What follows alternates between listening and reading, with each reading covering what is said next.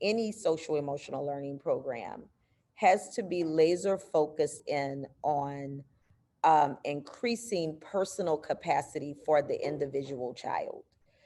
That is incredibly important because we have children who are suffering from chronic mental illness, and no one has given them the language to be able to talk about that in some cases until they get into a really good social emotional learning program.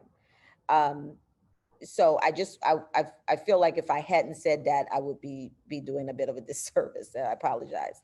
But in terms of the question around how we're sort of folding in COVID related stuff, I think that um, when particularly in New Orleans, we've had a lot of what I refer to as sort of global challenges.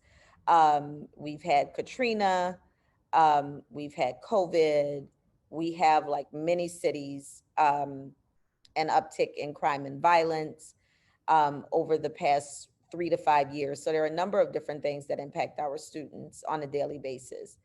I think one of the things that our kids, many of our younger kids who were not around when Katrina happened, have had to face is the reality of their own mortality and the mortality of others around them, not connected to any sort of gun violence. Because before, when they lost people, by and large, it was due to some sort of gun violence. At least that's true of my population.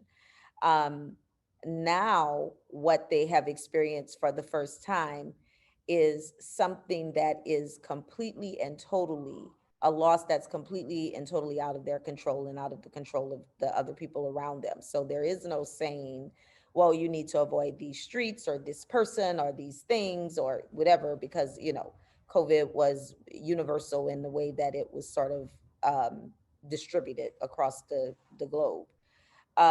One of the things that we did last year, because we were doing both in person and distance learning simultaneously, is we started the year, first of all, with the adults by naming, um, and acknowledging some of the hesitation around just being back in the building and around other people, and that fear of becoming ill and perhaps dying, and giving teachers space to say, hey, listen, I actually don't feel comfortable being back in this space, um, or I do under this set of circumstances, and with these provisions in place.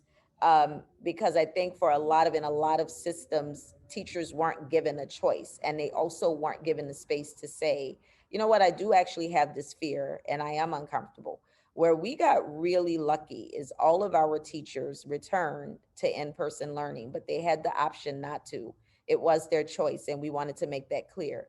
But even when they did opt to return, we wanted to make sure that we had a real honest and candid conversation about fears and trepidations. Similarly, we did the same thing with students. So we didn't just start the school year like we normally would.